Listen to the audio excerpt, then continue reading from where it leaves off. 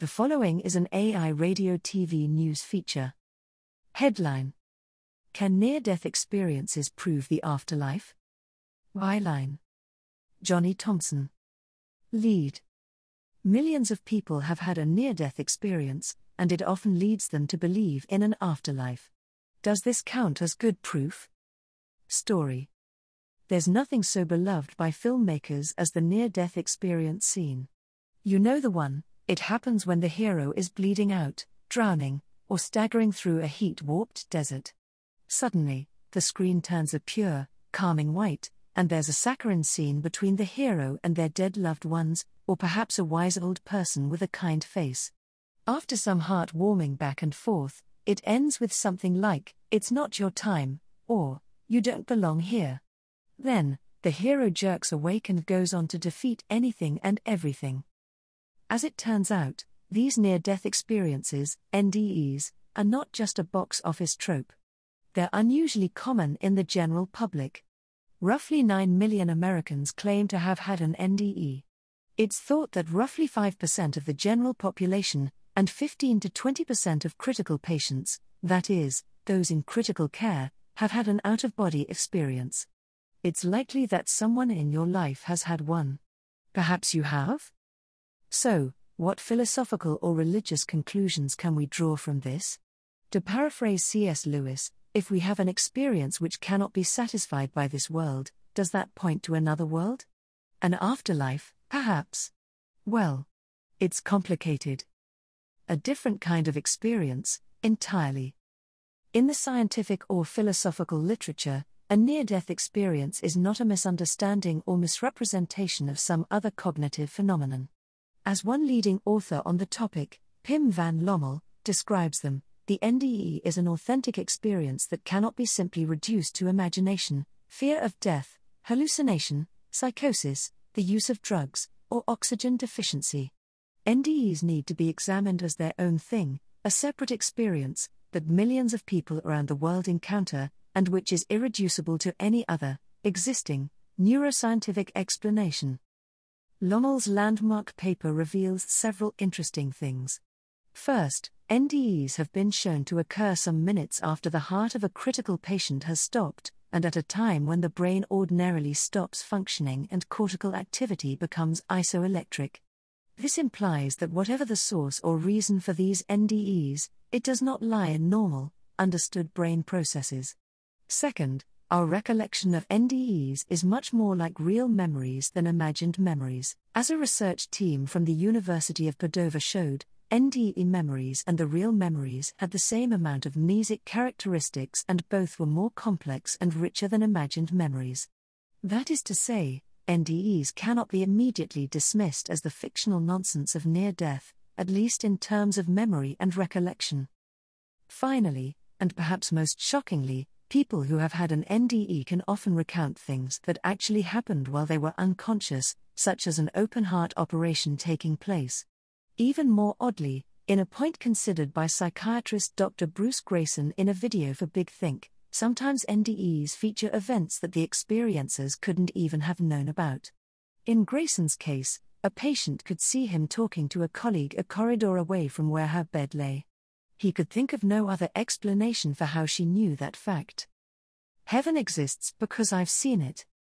The Swedish philosopher, Jens Ambers, in his book, Why an Afterlife Obviously Exists, believes that NDEs make an interesting case for the existence of an afterlife. He argues, first, that NDEs can happen to anyone, atheists, believers, and everyone in between. And yet, people who have these experiences are much more likely to come away from an NDE believing in the presence of an afterlife. Between 76 and 100% of those who have an NDE end up agreeing with the statement, an afterlife definitely exists. These experiences are so profoundly vivid and so moving, that they serve to utterly reorient people in regard to their beliefs. The existence of experiences is the reason for non-experiencers to believe. For Ambers, an NDE acts as self-justifying, empirically certain proof for God, gods, and the afterlife. Given that these experiences are coherent, structured, and detailed, they are valid and justified grounds for these beliefs, as much as any real experience is. That's all good and well, for them, but it's hardly going to convince everyone else, right? For Ambers, it certainly should. If up to 15% of the general population claims to have first-hand, indisputable proof of an afterlife, surely that adds weight to its probable existence? If millions of otherwise rational, reputable, and reliable people tell you something is true, isn't that good grounds for believing so?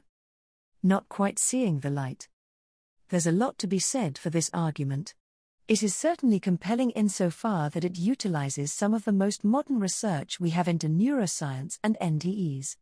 But there are still at least 4 issues it needs to address. First, using NDEs in this way is essentially a reworking of the God of the Gaps fallacy. This is an argument that falls under the category, we do not know how something works, so therefore it must be God/the mystical.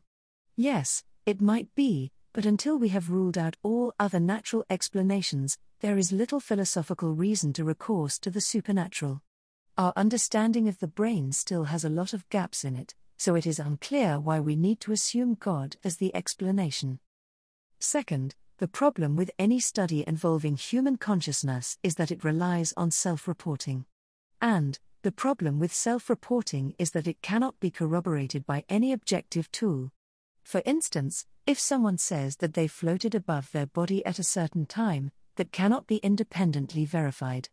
There is a difference between when someone thinks they had an experience and when they actually did. It's a bit like asking someone when in the night they had a particular dream. Third, while a great weight of reputable and reasonable testimony lends itself to something being true, it is not clear that the threshold has been met for NDEs. As is commonly ascribed to Carl Sagan, extraordinary claims require extraordinary evidence. When we're dealing with the afterlife, gods, the supernatural, or the one of a kind, we require more than the usual standards for justification. 7% of Britons and 1/10 of all Americans, including our own astrophysicist, claim to have seen a UFO. Does that count for evidence of their existence? In the U.S., nearly 20% of people claim to have seen a ghost. But do ghosts exist? What kind of afterlife? Even if we were to assume NDEs did prove an afterlife, there is a 4th issue yet. Ambers refers to NDEs as being coherent and consistent, not to mention common across all peoples and all ages. This is likely true for the existence of NDEs but says nothing of their content. As Dr. Grayson tells us, how people describe these phenomena is influenced by their cultural background. A Christian in America will see Jesus or the God of the Bible.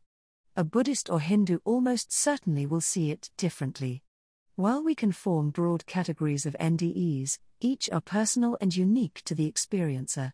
So, rather than saying we have a million sources that point to a single conclusion, we ought to be saying we have a million sources pointing to a million conclusions. Start of something new. Near-death experiences often have been dismissed by the philosophical literature as being the byproduct of a malfunctioning brain.